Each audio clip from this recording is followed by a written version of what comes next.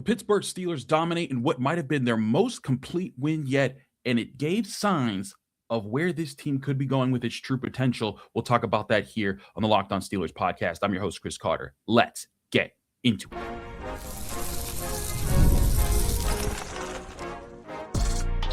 You are Locked On Steelers, your daily Pittsburgh Steelers podcast, part of the Locked On Podcast Network, your team every day.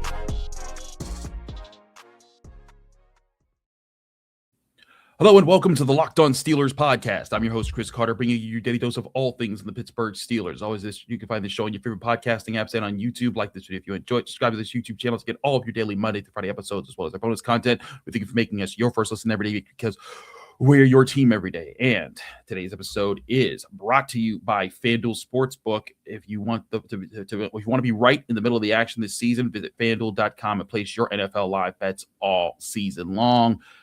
Steelers fans, want to also remind you that you're listening to the Locked On Steelers podcast on the #1 sports podcasting network. But Steelers fans, it's a Victory Tuesday.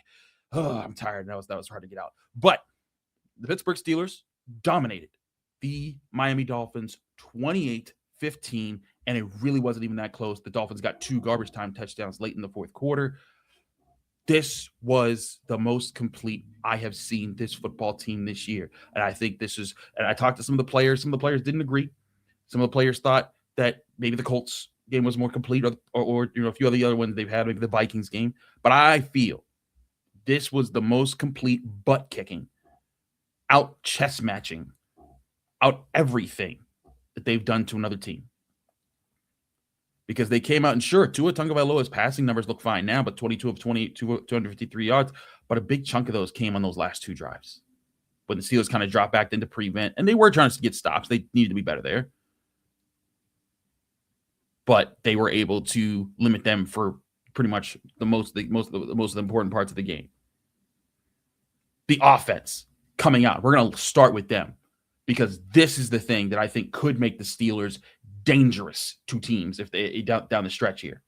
Yes, they came out slow, 3 punts in a row, 2 of them were 3 and outs, but then they had 4 straight touchdown drives, putting them together, and not just like one pop play, drives, 12 plays, 58 yards, 8 up, 4:54 on the clock, left the Dolphins with 17 seconds left in the first half. Then this time they were up 7-3 at the half like they were against the Bills, but they didn't fumble it away and hand the Bills the game back. No, they came back with an opening drive in the second half, 6 plays, 71 yards, 3 first downs, and a touchdown that took 3:40 off the clock. The defense gets in the ball right back off of a 3 and out. What does the offense do? 10 plays, 77 yards, 4 first downs, touchdown, Steelers. And then the defense gets in the ball right after that. What do? 9 plays, 81 yards, 5 first downs, and a touchdown. And by the time they gave the ball back to the Dolphins, there was 13 minutes left in the game. They were down 28-3. And sure, they did have 2 6-play drive and a 9-play drive. Both went for decent yards and both got touchdowns. But by that time, the game was over.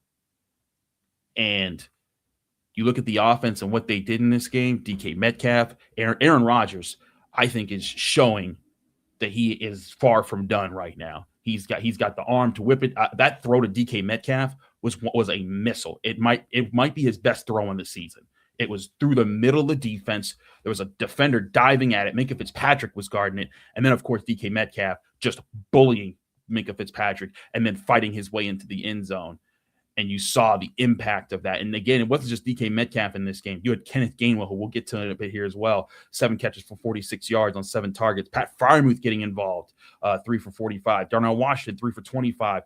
Marquez Valdes-Scantling gets a touchdown. We'll talk about him in a bit. But DK Metcalf, 3 catches on 3 targets for 55 yards and that 28-yard touchdown. Huge. And I thought it was really big because the Dolphins came out. They showed some single high, but when they were trying to disguise it and drop into cover 2, Aaron Rodgers was able to pick it apart, say, oh, no, I see your disguise. I see what you're trying to do.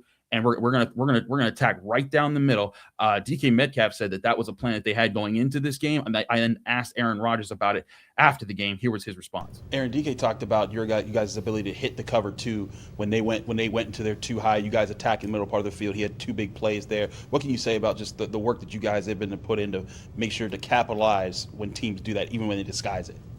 I don't think we did that a whole lot. First 24 minutes of the game, but we started to get some things going. Obviously, I had one to DK early for 22, but the play by DK was one of the better plays I've seen in my 21 years. There's play by Dolan Driver back in 2009, which was one of the greatest catch and runs I've ever seen. But that was pretty special. Tight window catch, juke, hard stiff arm. That was fun to see him get that one. But there was a lot of little plays that made a big difference. I thought all 3 of Pat's catches were adjustments, and where he did really good stuff. And we haven't got Pat involved as much as obviously I would liked, but those are 3 impactful plays. So you hear the impactful plays there. It's not just DK Metcalf. It's also Kenneth Gainwell. It's also Marquez Valdes-Scantling. And it's also Adam Thielen getting a catch in there for 7 yards that helped erase it was 1st and 20. He helped bring the yardage back there on what ended up being a scoring drive. Darnell Washington with the catch and runs he had. Jaylen Warren not having his best day, but still contributing whichever way he can. 3 catches on 3 targets for 15 yards. And I thought it was interesting. Kenneth Gainwell was phenomenal in this game. He played out of his mind. I've been saying for a while, I called him on the Locked On Steelers Squad show. I compared him to Moelle Moore. Excuse me, I'm just tired. I compared him to Moelle Moore, and I mean that. I think this dude is tough as nails. I think he's a playmaker. If you don't remember Moelle Moore, remember how important he was to that 2018, because it wasn't just Willie Parker in the backfield. He was there too, and he was huge for what they were able to do. He caught the ball at the backfield, ran hard. And that's who Kenneth Gainwell is for this team. Jaylen Warren it's funny, Jaylen Warren is Willie Parker's cousin, but Kenneth Gainwell's come in, and he might be the better back right now. Jaylen Warren did have a sickness. He did have an illness before this game, but it's not just this game. It's for the past few games I've been pointing it out. Whether it's defenses aren't looking for Kenneth Gainwell or he's just feeling the synergy of the offensive line a bit more, he's been more productive in this game. 13 carries for 80 yards for Gainwell, 12 carries for 33 for Warren. And I was very encouraged to see what he did. And Aaron Rodgers, listen to how he talks up Kenneth Gainwell and then the others, and pointing out who the Steelers are making plays with right now, because it's not just superstars, not just big names winning matchup. It's the guys that a lot of teams overlooked. The Steelers brought in, heck, we even overlooked when talking about this team a whole lot, and they're finding ways to contribute. And that's important for a team trying to make a push like the Steelers are doing. Here's Aaron Rodgers talking about Kenneth Gainwell and other guys.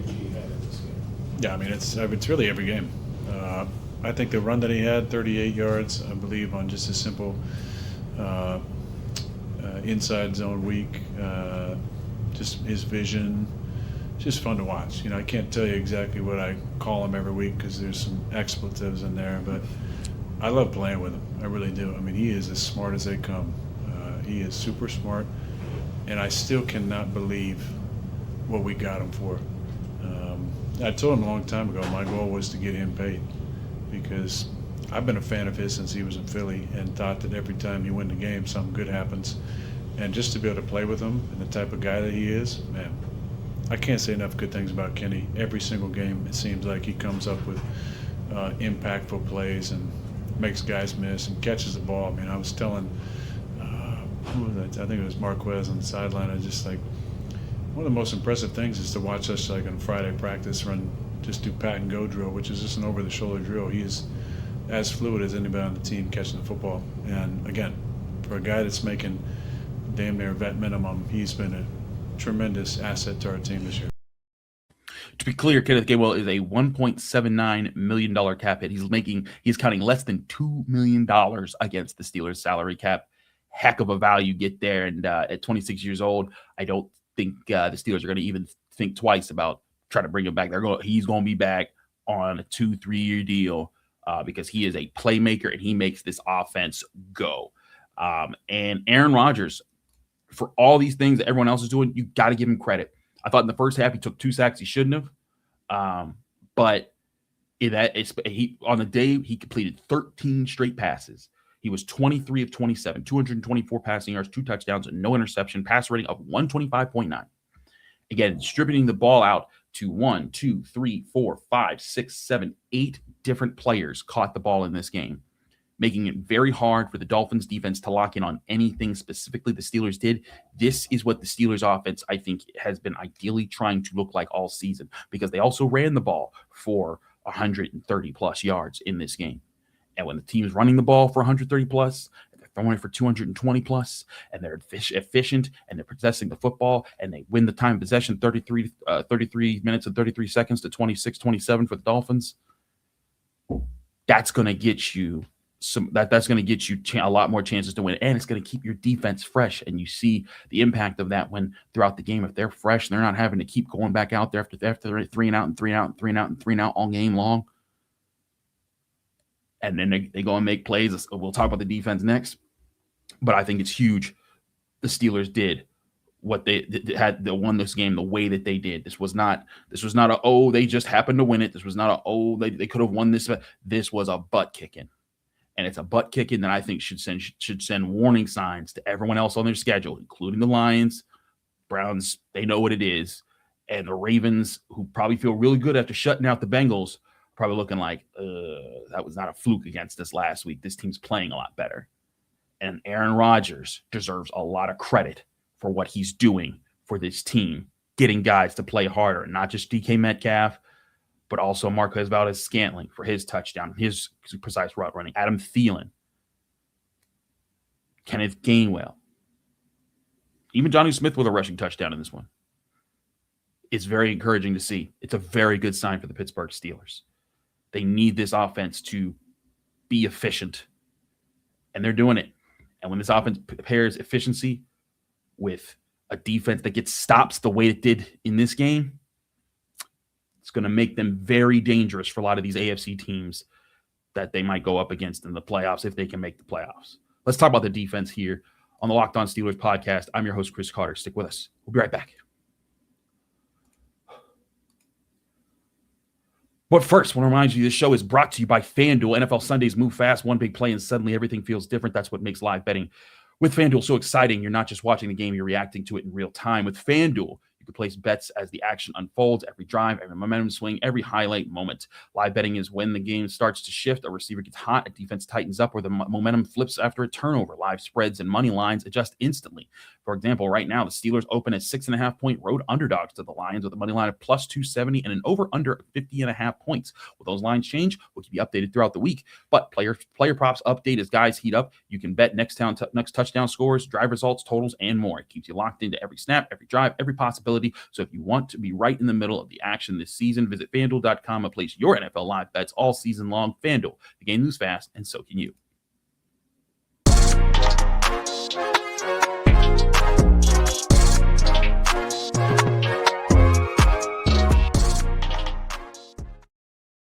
We're back here on the Locked On Steelers podcast. I'm your host, Chris Carter. We continue our episode here. Sorry, again, Monday nights take it out of me. But I want to remind you guys before we continue that you can join the Everydayers Club. Thank you for making Locked On Steelers your first listen of the day, and thank you for making Locked On the #1 sports podcast network. You're already live with your team every day. Now take it up a level and go ad-free. Join the Everydayer Club today and get Locked On Steelers with no interruptions, members-only Discord access, and more, all for just $5 a month or $50 a year. Go to lockedonsteelers.supercast.com or check the link in the show notes to learn more. All right, Steelers fans, let's talk about the defense, because they came out here and did the doggone thing. And I do think there's something to what they're doing right now. And again, this is a game against what was the #8 rushing offense in the NFL. They were red hot. They've won 4 of their last 5, just like the Ravens had won 4 of their last 5. And they came out here and they won when it mattered most. They only allowed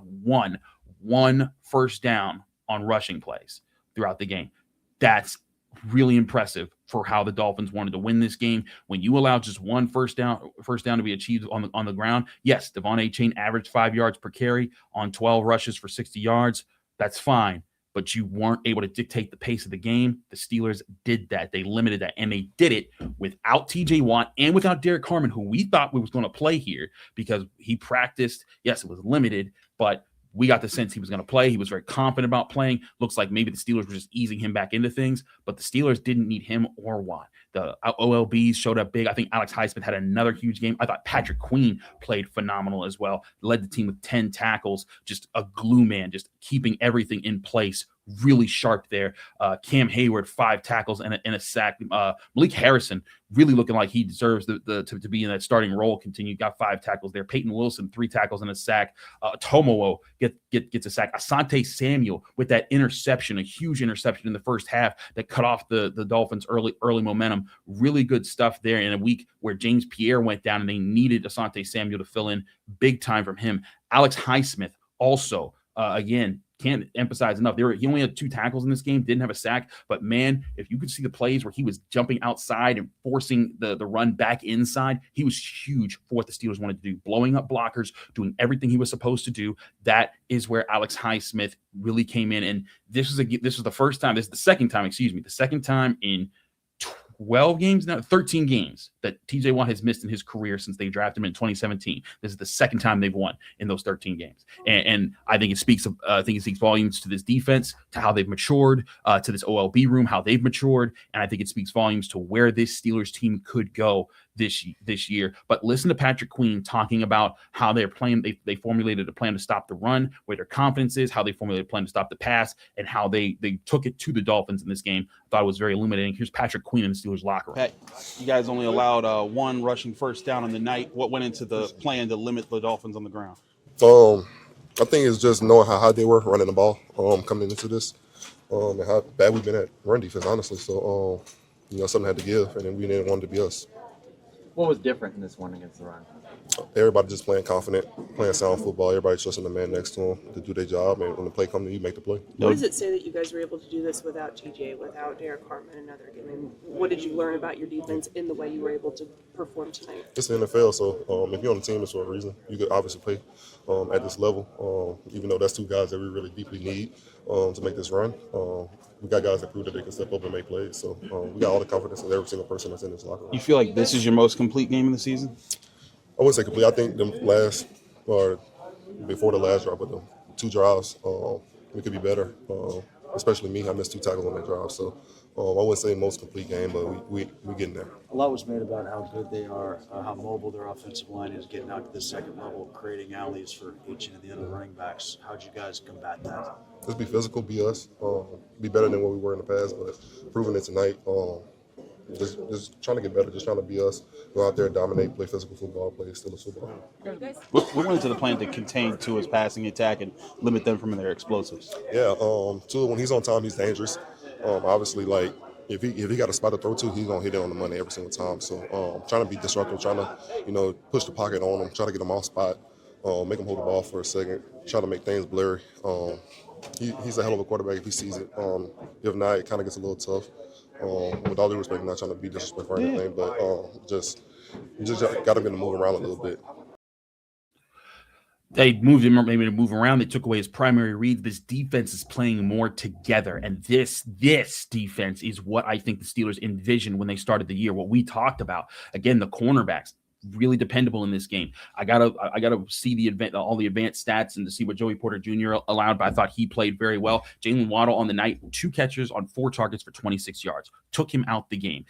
They allowed, Darren Waller got 7 for 66, 2 touchdowns, sure. But again, garbage time. Devon A-Chain gets 6 catches for 67 yards. It was really, really impressive there what he was able to do. I mean, he was a playmaker, but the Steelers were able to contain it. And I think that's what's important here is that this defense, sure, you're an offense, you're talented, you can make plays, but what we're here to do is we're here to limit you. We're here to mitigate your success and make it less impactful. And that's what they did in this game. They took things away. They forced third downs that where they could force Tua to have to kind of take the ball and make plays downfield. And there were some times he did, but by and large, they were able to win those situations. 2 of 8 on third downs were the Dolphins in this game. And listen, the Dolphins, They did eventually lay down. Like once they were down 28-3, you could see the quit in them. Even though they scored those touchdowns, Troy Aikman on the broadcast, I've had to hear about this afterwards because I'm at the game in stadium. Troy Aikman talking about like, why aren't they going hurry up? Why aren't they trying? And it was just so bizarre. But you could tell the Dolphins quit. But early on, they did not. They were coming out. They were aggressive. Jordan Brooks, I thought, was playing really well. He had 13 tackles, some really big hits, but on defense for the Steelers, just having answers at every level. The safeties played well. Jalen Ramsey got a sack. Didn't see him getting picked on. The run the run defense, the perimeter work, and the inside work, being able to win there. And again, the defensive front, Wyatt Black, there were a couple plays where he got shoved out into the oblivion, but by and large, he held his own, as did Benton, as did Hayward. And then they rotated Otemwo in, and by the time the second half got around and the Steelers were able to pile in some scores, running the ball was kind of out of the Dolphins' brain at that point. And so then they had to throw the ball. It was a little bit more predictable situations, and the Steelers were able to keep getting stops until they were up 28-3. And by that time, the Dolphins, they figured out some things, but it was too late by then. This was a complete performance for the Steelers. Sure, they could have finished out and got the shutout if they keep it up. But I look at how this Steelers team played all year long. The inconsistencies, the problems, the lack of confidence, or the first half coming out on fire and then the second half just dimming out. And they have had back-to-back weeks where they've come out in the first half, outperformed an opponent, and then they've come out in the second half and outperformed them again. And to me, that's huge. Now, yes, the Ravens did have a period of time where they were outperformed, but the Steelers were able to control the rest of the most of that game. They were up by 2 scores for a significant portion of that game, just like they were up 2 scores in a significant portion of this game. This is a Steelers team that I really do think is getting more dangerous week after week now. They're figuring things out. They're learning their lessons, which is what we talked about this team needed to do. And I think that's a very good sign of where this team could be headed. I want to talk about that because if they're finding a groove right now, they're going to be a tough team down the stretch. They might win the division. They might host a playoff game, and they might be a team that nobody really wants to play. We'll talk about them finding that groove and what the AFC situation looks like right now on the Locked On Steelers podcast. I'm your host, Chris Carter. Stick with us. We'll be right back.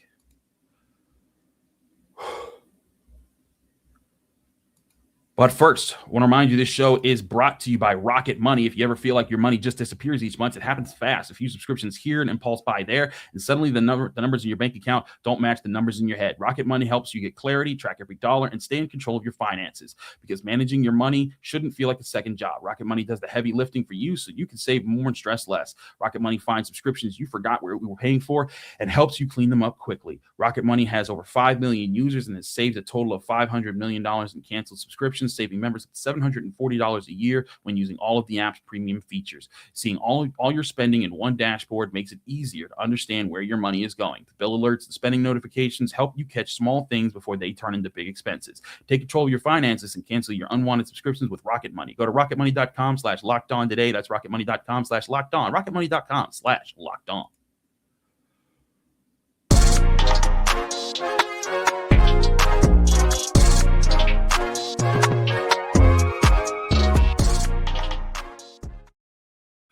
Back here on the Locked On Steelers podcast, I'm your host, Chris Carter, here on a Victory Tuesday podcast. We're, again, very sorry. I don't have the same energy when it's after Monday Night Football, man, because sometimes it is just late. It takes a lot out of you. But I have the energy for this because the Steelers right now, after this win, just racked up another AFC win, another common opponent win with the Ravens. And the Ravens did manage to beat the Dolphins early. That was part of their 5-game win streak that they got snapped by the Bengals a couple weeks ago. But when you look at the standings right now, Steelers are in a good place. They're 8-6 atop their division. They're a game back of the wild card race with the Texans at 9-5, but that's not where the Steelers should be looking. The Steelers should be looking at winning the division. And it is now kind of at a magic number of 3, if you look at it, for what the Steelers need to do to clinch the division before week 18. So what does that mean, magic number of 3? It means the Steelers and the Ravens, when looking at those two teams, need 3 games in these next 4 games that are about to get played between the two teams to go their way. So one thing that so either the Steel so what does that mean? It means if the Steelers win both their games and the Ravens lose a game, the Ravens are out. They can't win the division. The Steelers lock up the division. The Bengals are already out of the picture.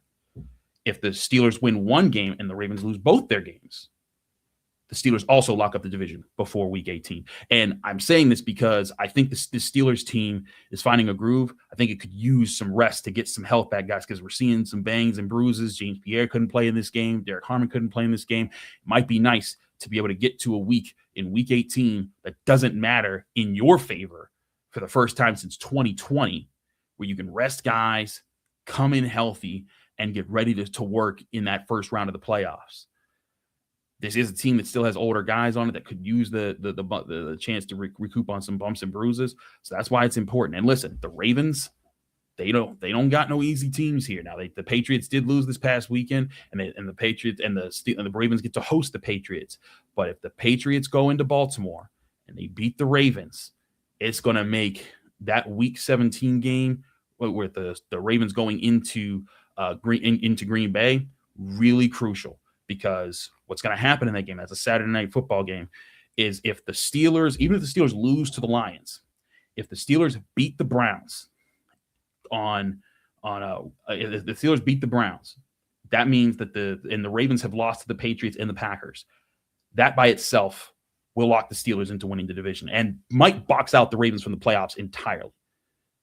And so if you're the Steelers, the Lions game, that looks tough. They're 6.5-point underdogs. I understand why. The Lions, they bring heat. They have playmakers on both sides of the ball.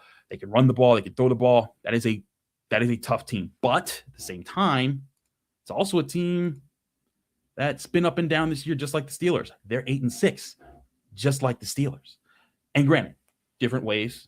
You know, you look at the losses that they have. They've been swept by Green Bay, who's a really good football team. The Steelers lost to them.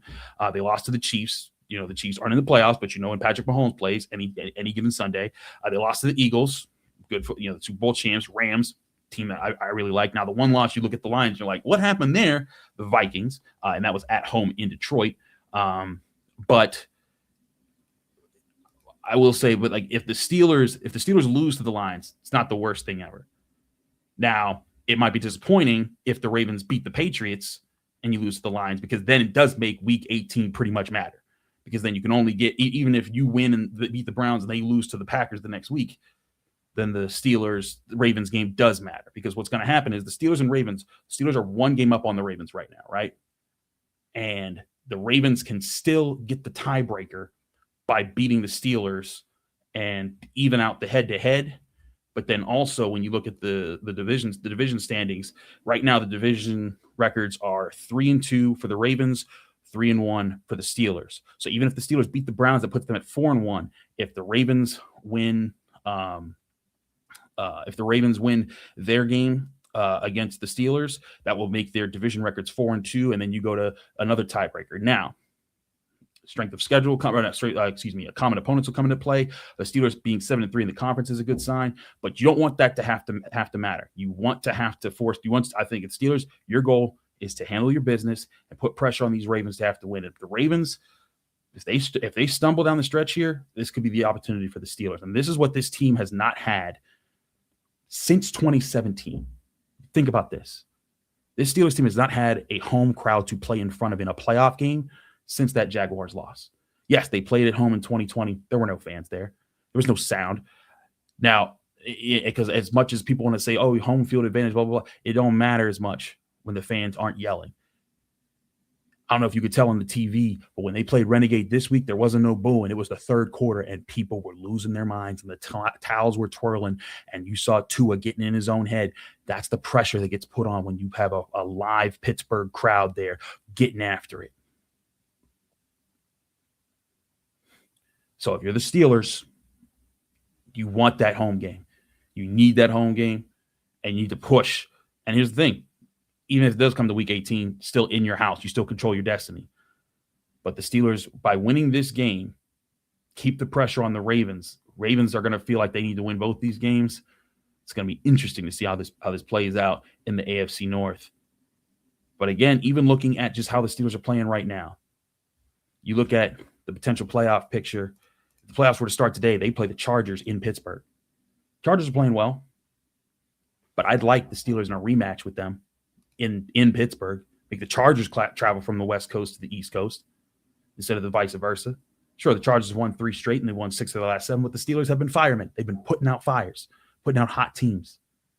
They just did that to the Dolphins, who won 4 of their last 5. 4 in a row, actually. 4 out of their last 5. The Ravens had won 4 out of their last 5 before playing the Steelers. Put both of them out.